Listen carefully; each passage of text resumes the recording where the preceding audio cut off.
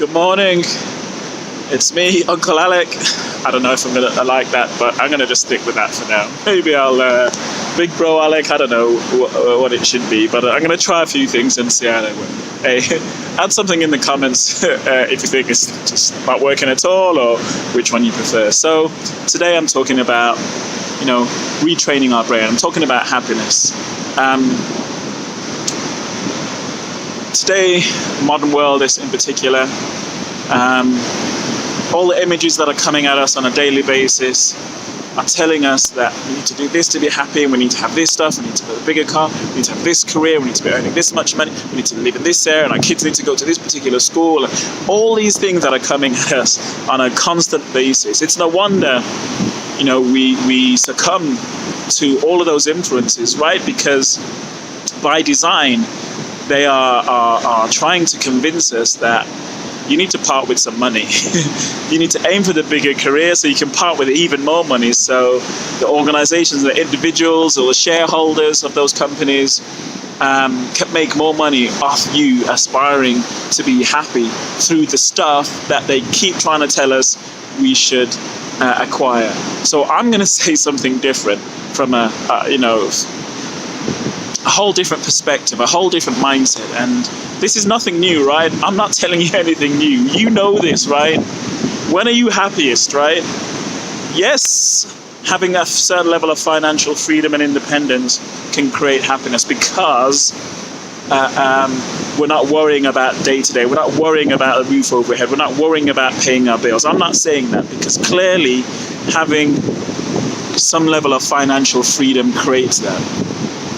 What I'm saying is all the other stuff, all the additional stuff over and above that, right? That we keep getting told we need to do these things to be happy. They don't count, right? And I'm not, significantly wealthy, like, multimillionaire or anything. I'm not, I'm a far cry from that, right? And we see significantly wealthy people say, hey, the money that I have doesn't bring me happiness, and we turn around and say, hey, that's because you're rich, so you don't have to have these worries or whatever, right? But the research is really clear, right? You look at monks, you look at Buddhist monks and so on, right, who take themselves off into a life of solitude and away from people, away from things. You look at some of the people that have had difficult situations in life, challenging situations, and have managed to come out the other end of it. Their resilience has helped them through.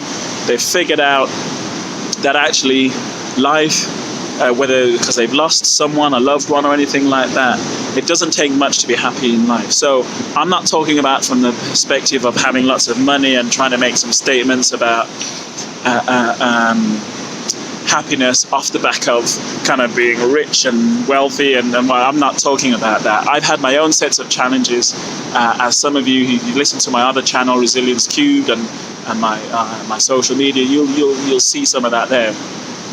This is about saying happiness is really simple. It's really straightforward. And when it gets complicated and when it gets blurred by the marketing messages that we see on a daily basis, it confuses us. We end up in a state of confusion where we think we need to do certain things, be certain people, act in a particular way, have certain things to be happy.